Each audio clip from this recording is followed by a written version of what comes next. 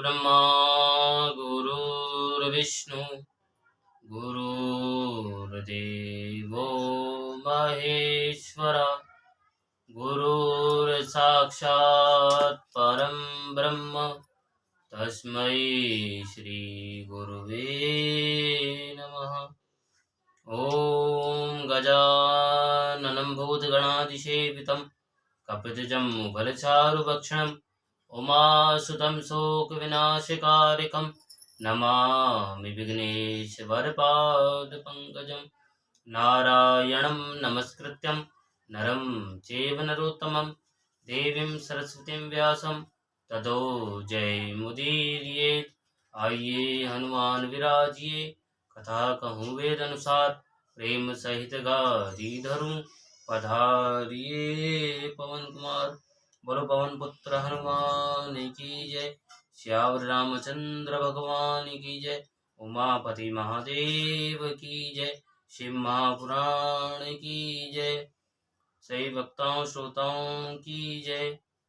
संत समाज की जय। ब्राह्मण समाज की जय। सिया राम में सब जो जानी करऊं प्रणाम जोर जुग पानी। आपने कल तक महात्म सुना। अब विदेश्वर संहिता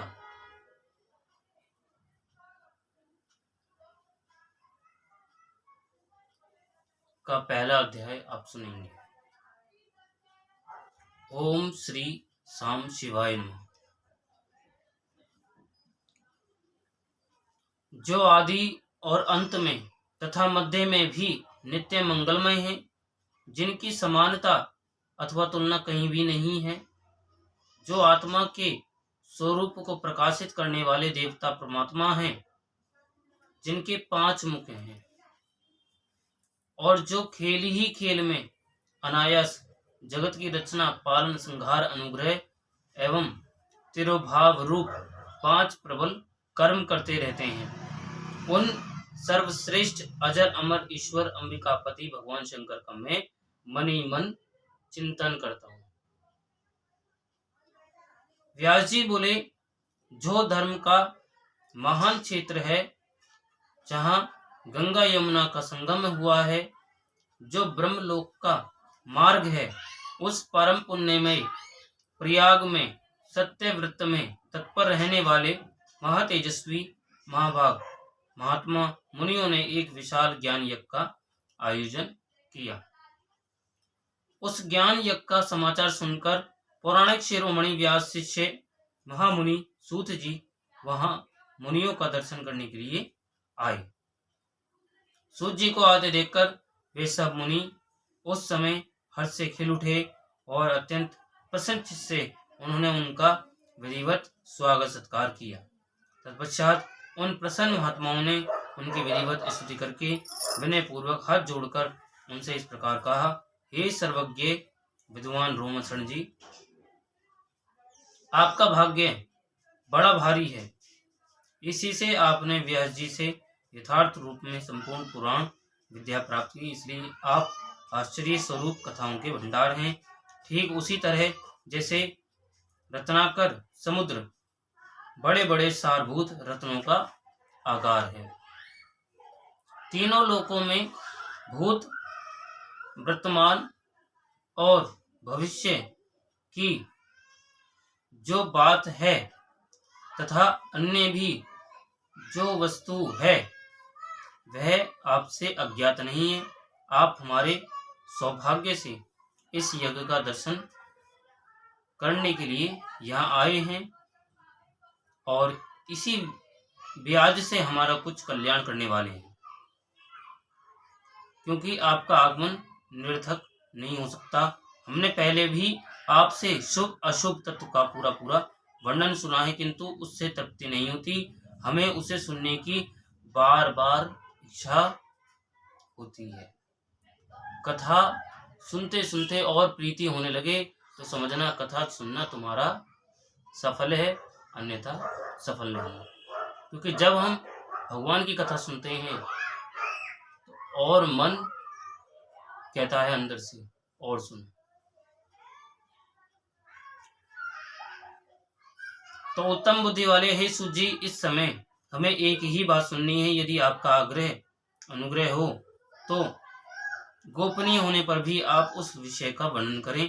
घोर कलयुग आने पर मनुष्य पूर्व पुण्य कर्म से दूर रहेंगे, दुराचार में फंस जाएंगे, सबके सब सत्य भाषण से विमुख हो जाएंगे, दूसरों की निंदा में तत्पर रहेंगे, पराये धन को हड़प लेने की इच्छा करेंगे, यानी दूसरों के धन को ही अपना धन समझेंगे कि बस किसी इस तरीके से उसका सामने वाले का धन मुझे मिल जाए। हो रहा है नहीं हो रहा? हो रहा है। उनका मन पराई स्त्रियों में आसक्त होगा तथा वे दूसरे प्राणियों की हिंसा किया करेंगे। वे अपने शरीर को ही आत्मा समझेंगे। वे मूढ़, नास्तिक तथा पशु बुद्धि वाले होंगे। माता पिता से द्वेष रखेंगे तथा वे कामवश स्त्रियों की सेवा में लगे रहेंगे। ब्राह्मण लोग लोभ रूपी ग्राह के ग्रास बन जाएंगे। वेद बेचकर जीविका चलाएंगे। धन का उपार्जन करने के लिए ही विद्या का अभ्यास करेंगे। मद से मोहित रहेंगे। अपनी जाति के कर्म छोड़ देंगे। प्रायः दूसरों को ठगेंगे।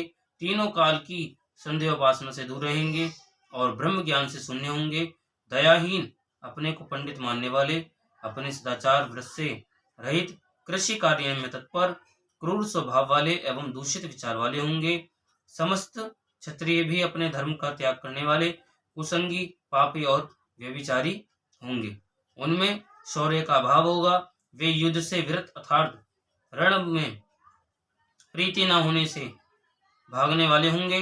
वे कुत्सित चौर्य कर्म से जीविका चलाएंगे। शूद्रों के समान बर्ताव करेंगे। उनका चित्त काम का किंकर बना रहेगा। वे शस्त्र विद्या को नहीं जानने वाले, गो और ब्राह्मण की रक्षा न करने वाले, शरणागत की रक्षा न करने वाले तथा सदा कामनी को खोजने में तत्पर रहेंगे। प्रजा पालन रूपी सदाचार से रहित, भोग में तत्पर, प्रजा का संहार करने वाले, दुष्ट और प्रसन्नता पूर्वक जीव हिंसा करने वाले होंगे। वैश्य, संस्कार भ्रष्ट, स्वधर्म त्यागी, कुमार्गी, धनोपार्जन परायण तथा नाप तोल में अपनी कुत्सित वृत्ति का परिचय देने वाले होंगे। वे गुरु, देवता और दुजातियों के प्रति भक्ति शून्य, कुत्सित बुद्धि वाले, दुजों को भोजन न कराने वाले, प्रायः कृपणता के कारण मुट्ठी बांधकर रखने वाले, पराई स्त्रियों के साथ कामृत मलिन विचार वाले, लोभ और मोह से भ्रमित चित्त वाले और वापी, कूप, तड़ाग आदि के निर्माण तथा यज्ञादि कर्मों में धर्म का त्याग करने वाले होंगे। इसी तरह कुछ शूद्र ब्राह्मणों के आचार में तत्पर होंगे। उनकी आकृति उज्ज्वल होगी अर्थात वे अपना कर्म धर्म छोड़कर उज्ज्वल वेशभूषा से विभूषित हो व्यर्थ घूमेंगे। वे मूढ़ होंगे और स्वभावतः ही अपने धर्म का त्याग करने वाले होंगे। वे भांति भांति के तप करने वाले होंगे। द्विजों को अपमानित करेंगे। छोटे बच्चों की अल्प मृत्यु होने के लिए आभिचारिक कर्म करेंगे। मंत्रों के उच्चारण करने में तत्पर रहेंगे। सारग्राम की मूर्ति आदि पूजेंगे, होम करेंगे। किसी न किसी के प्रति कुल विचार सदा करते रहेंगे। कुटिल स्वभाव वाले होंगे और दूजों से द्वेष भाव रखने वाले होंगे। वे यदि धनी हुए तो कुकर्म में लग जाएंगे, यदि विद्वान हुए तो विवाद करने वाले होंगे तथा कथा और उपासना धर्मों के वक्ता होंगे और धर्म का लोप करने वाले होंगे। वे सुंदर राजाओं के समान वेशभूषा धारण करने वाले, दंभी, दानमानी, अतिशय अभिमानी, विप्र आदि को अपना सेवक मानकर अपने को स्वामी मानने वाले होंगे। वे अपने धर्म से शून्य, मूढ़, वर्णशंकर, क्रूर बुद्धि वाले, महाभिमानी और सदा चारों वर्णों के धर्म का लोप करने वाले होंगे। वे अपने को श्रेष्ठ कुल वाला मानकर चारों वर्णों से विपरीत व्यवहार करने वाले, सभी वर्णों को भ्रष्ट करने वाले, मूढ़ और अनुचित रूप से सत्कर्म करने में तत्पर होंगे। कलयुग की स्त्रियां प्रायः सदाचार से भ्रष्ट होंगी, पति का अपमान करने वाली होंगी, सास ससुर से द्रोह करेंगी, किसी से भय नहीं मानेंगी और मलिन भोजन करेंगी। जो कि अब हो रहा है, आप देख ही रहे हो। वे कुत्सित हाव भाव में तत्पर होंगी, उनका शील स्वभाव बहुत बुरा होगा, वे काम विभल पर पति से रति करने वाली और अपने पति की सेवा से सदा विमुख रहेंगी। संतानें माता पिता के प्रति श्रद्धा रहित, दुष्ट स्वभाव वाली, असत विद्या पढ़ने वाली और सदा रोगग्रस्त शरीर वाली होगी। हे सूजी, इस तरह जिनकी बुद्धि नष्ट हो गई है, जिन्होंने अपने धर्म का त्याग कर दिया है, ऐसे लोगों को इलोक और परलोक में उत्तम गति कैसे प्राप्त होगी? यानी इस लोक में और उस लोक में उत्तम गति। इसी चिंता से हमारा मन सदा व्याकुल रहता है। परोपकार के समान दूसरा कोई धर्म नहीं है। जिस छोटे उपाय से इन सबके पापों का तत्काल नाश हो जाए, उसे इस समय कृपा पूर्वक बताइए, क्योंकि आप समस्त सिद्धांतों के ज्ञाता हैं। व्यास जी बोले, उन भावितात्मा मुनियों को जब इस प्रकार मुनियों ने यह बात कही, तो सूत जी मन ही मन भगवान शंकर का स्मरण करके उन मुनियों से इस प्रकार कहने लगे। तो पहला अध्याय विराम होता है, दूसरा अध्याय प्रारंभ होता है। सूत जी बोले कि हे साधु महात्माओं, आप सबने तीनों लोगों का हित करने वाली अच्छी बात पूछी है। मैं गुरुदेव व्यास जी का स्मरण करके आप लोगों के स्नेहवश इस विषय का वर्णन करूंगा। आप लोग आदरपूर्वक सुने। सबसे उत्तम जो शिव पुराण है, वह वेदांत का सार सर्वस्व है तथा वक्ता और श्रोता का समस्त पाप राशियों से उद्धार करने वाला है। इतना ही नहीं, वह परलोक में परमार्थ वस्तु को देने वाला है। कली की कलमश राशि का वह विनाशक है। उसमें भगवान शिव के उत्तम यश का वर्णन है। हे ब्राह्मणों, धर्म अर्थ काम मोक्ष इन चारों पुरुषार्थों को देने वाला वह पुराण सदा ही अपने प्रभाव से विस्तार को प्राप्त हो रहा है। हे विप्रवरों, उस सर्वोत्तम शिव पुराण के अध्ययन मात्र से वे कलयुग के पापासक्त जीव श्रेष्ठतम गति को प्राप्त हो जाएंगे। अहो, ब्रह्म हत्या आदि महान पाप तभी तक रहेंगे, अर्थात अपने फल को देने में समर्थ होंगे, जब तक जगत में शिव पुराण का उदय नहीं होगा। आशय यह है कि शिव पुराण सुनने के बाद अंतःकरण शिव भक्ति परायण होकर अतिशय स्वच्छ हो जाएगा, अतः किसी भी पाप कर्म में मानव की प्रवृत्ति ही नहीं होगी। तब ब्रह्मत्या आदि भयंकर पाप न होने के कारण उस पाप के फल भोग की संभावना ही नहीं है। कलयुग के महान उत्पात तभी तक निर्भय होकर विचरेंगे, जब तक यहाँ जगत में शिव पुराण का उदय नहीं होगा। सभी शास्त्र परस्पर तभी तक विवाद करेंगे, जब तक जगत में शिव पुराण का उदय नहीं होगा, अर्थात शिव पुराण के आ जाने पर किसी प्रकार का विवाद ही नहीं रह जाएगा। सभी प्रकार से भुक्ति मुक्ति प्रदाता यही रहेगा। अहो, महान व्यक्तियों के लिए भी तभी तक शिव का स्वरूप दुर्बोध्य रहेगा, जब तक इस जगत में शिव पुराण का उदय नहीं होगा। अहो, क्रूर यमदूत तभी तक निर्भय होकर पृथ्वी पर घूमेंगे, जब तक जगत में शिव पुराण का उदय नहीं होगा। सभी पुराण पृथ्वी पर गर्जन तभी तक करेंगे, जब तक शिव पुराण का जगत में उदय नहीं होगा। इस पृथ्वी पर तीर्थों का विवाद तभी तक रहेगा, जब तक इस जगत में शिव पुराण का उदय नहीं होगा। आशय यह है कि मुक्ति प्राप्त्यर्थ एवं पाप के नाश के लिए मानव विभिन्न तीर्थों का सेवन करेंगे, किंतु शिव पुराण के आने के बाद सभी लोग सभी पापों के नाश के लिए शिव पुराण का ही सेवन करेंगे। सभी मंत्र पृथ्वी पर तभी तक आनंद पूर्वक विवाद करेंगे, जब तक पृथ्वी पर शिव पुराण का उदय नहीं होगा।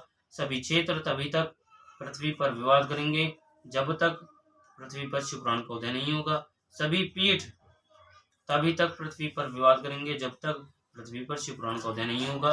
सभी दान पृथ्वी पर तभी तक विवाद करेंगे, जब तक शिव पुराण का पृथ्वी पर उदय नहीं होगा। सभी देवगण तभी तक पृथ्वी पर विवाद करेंगे, जब तक शिव पुराण का पृथ्वी पर उदय नहीं होगा। सभी सिद्धांत तभी तक पृथ्वी पर विवाद करेंगे जब तक शिव पुराण का पृथ्वी पर उदय नहीं होगा।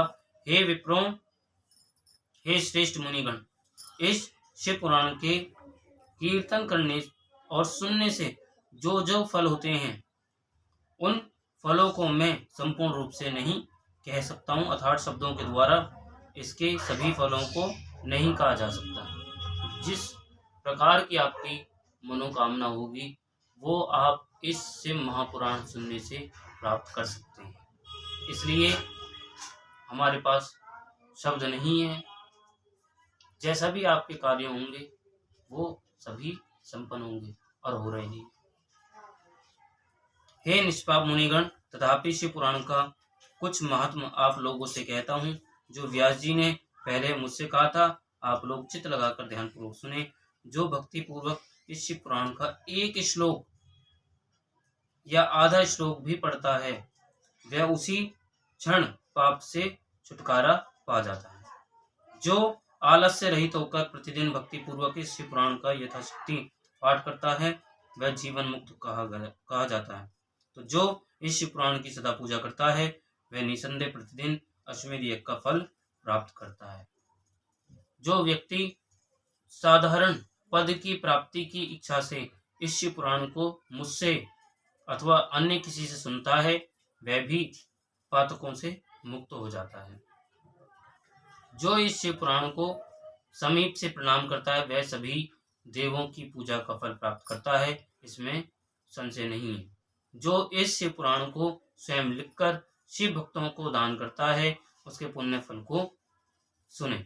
शास्त्रों का अध्ययन करने और वेदों का पाठ करने से जो दुर्लभ फल प्राप्त होता है, वह फल उसी को प्राप्त होता है। जो चतुर्दशी तिथि के दिन उपवास करके इस शिव पुराण का शिव भक्तों के समाज में पाठ करता है, वह श्रेष्ठ पुरुष है। वह व्यक्ति शिव पुराण के प्रत्येक अक्षर की संख्या के अनुरूप गायत्री के पुरुष चरण का फल प्राप्त करता है और इस लोक में सभी अभिष्ट सुखों को भोगकर अंत में मोक्ष प्राप्त करता है। जो चतुर्दशी की रात में उपवास पूर्वक जागरण करके शिव पुराण का पाठ करता है या इसे सुनता है, उसका पुण्य फल मैं कहता हूँ। कुरुक्षेत्र आदि सभी तीर्थों में पुण्य पूर्ण सूर्य ग्रहण में अपनी शक्ति के अनुसार पितरों को और मुख्य कथावाचकों को धन देने से जो फल प्राप्त होता है, वही फल उस व्यक्ति को प्राप्त होता है। ये सत्य है, इसमें कोई संदेह नहीं।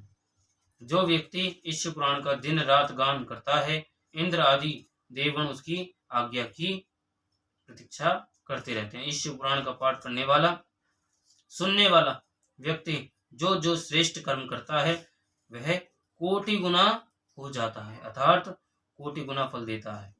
जो भलीभांति ध्यान पूर्वक उसमें भी श्री रुद्र संहिता का पाठ करता है, वह यदि ब्रह्मगाती भी हो तो 3 दिनों में पवित्र आत्मा हो जाता है। जो भैरव की मूर्ति के पास मौन धारण कर श्री रुद्र संहिता का पाठ प्रतिदिन 3 बार पाठ करता है, वह सभी कामनाओं को प्राप्त कर लेता है।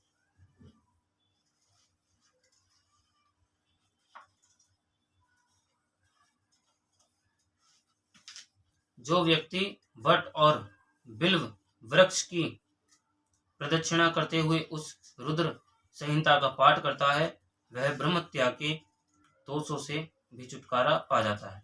प्रणव के अर्थ को प्रकाशित करने वाली ब्रह्म रूपिणी साक्षात कैलाश संहिता रुद्र संहिता से भी श्रेष्ठ कही गई है। हे द्विजों, कैलाश संहिता का संपूर्ण महात्म तो शंकर जी ही जानते हैं, उससे आधा महात्म व्यास जी जानते हैं और उसका भी आधा मैं जानता हूँ। उसके संपूर्ण महात्म का वर्णन तो मैं नहीं कर सकता, कुछ ही अंश कहूँगा, जिसको जानकर उसी क्षण चित्त की शुद्धि हो जाएगी।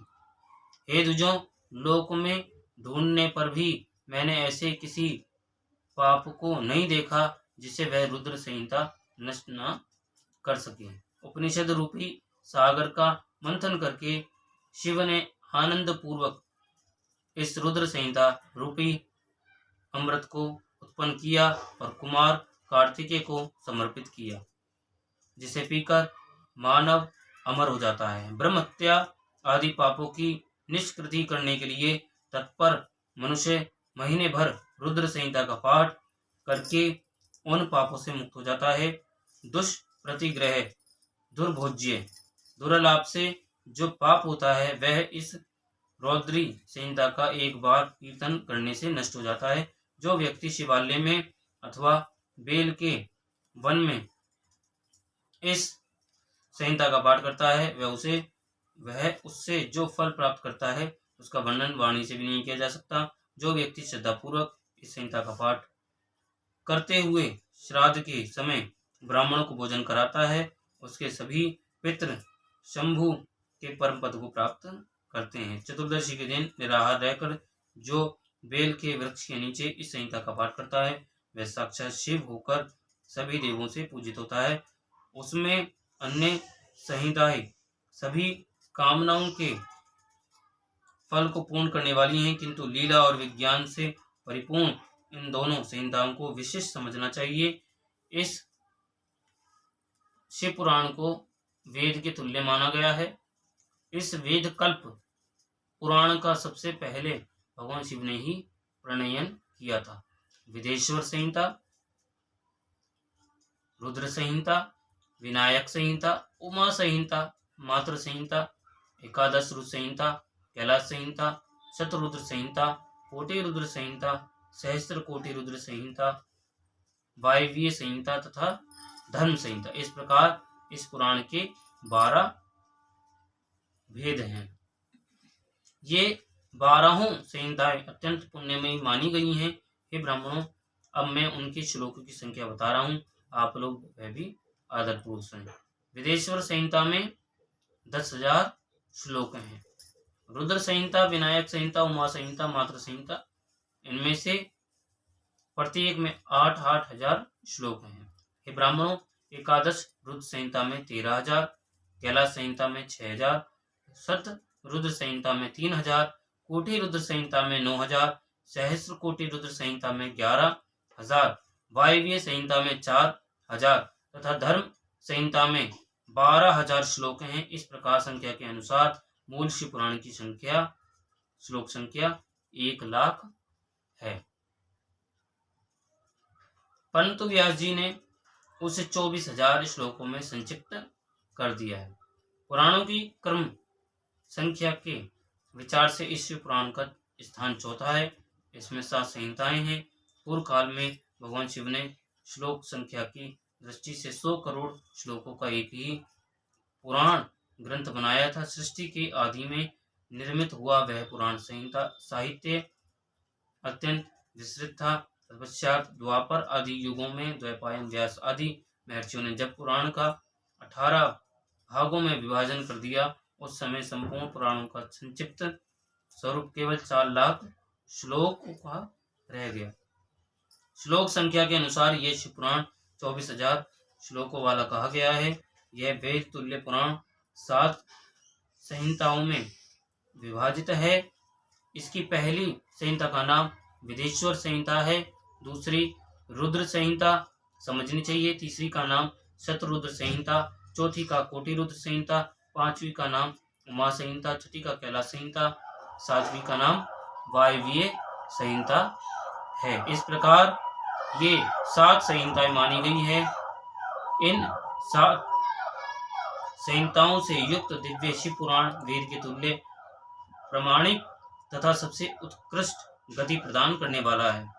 7 संहिताओं से समन्वित इस संपूर्ण शिव पुराण को जो आगोपान आदरपूर्वक पढ़ता है वह जीवन मुक्त कहा जाता है। वेद, स्मृति, पुराण, इतिहास तथा सैकड़ों आगम इस शिव पुराण की अल्प कला के समान भी नहीं है। यह निर्मल शिव पुराण भगवान शिव के द्वारा ही प्रतिपादित है। शैव शिरोमणि भगवान व्यास ने इसे संक्षेप कर संकलित किया है। यह समस्त जीव समुदाय के लिए उपकारक, त्रिविध तापों का नाशक, तुलना रहित एवं सत्पुरुषों को कल्याण प्रदान करने वाला है। इसमें वेदांत विज्ञान में प्रधान तथा निष्कपट धर्म का प्रतिपादन किया गया है। यह पुराण ईर्ष्या रहित अंतःकरण वाले विद्वानों के लिए जानने की वस्तु है। इसमें श्रेष्ठ मंत्र समूह का संकलन है। यह धर्म, अर्थ तथा काम से समन्वित है, अर्थात इस त्रिवर्ग की प्राप्ति के साधन का भी इसमें वर्णन है। यह उत्तम शिव पुराण समस्त पुराणों में श्रेष्ठ है। वेदांत में वेद रूप से विलसित परम वस्तु परमात्मा का इसमें गायन किया गया है। जो बड़े आदर से इसे पढ़ता सुनता है वह भगवान शिव का प्रिय होकर परम गति प्राप्त कर लेता है। यहीं पर विदेश्वर संहिता का दूसरा अध्याय विराम हुआ। बोलो शिव महापुराण की जय। उमापति महादेव की जय।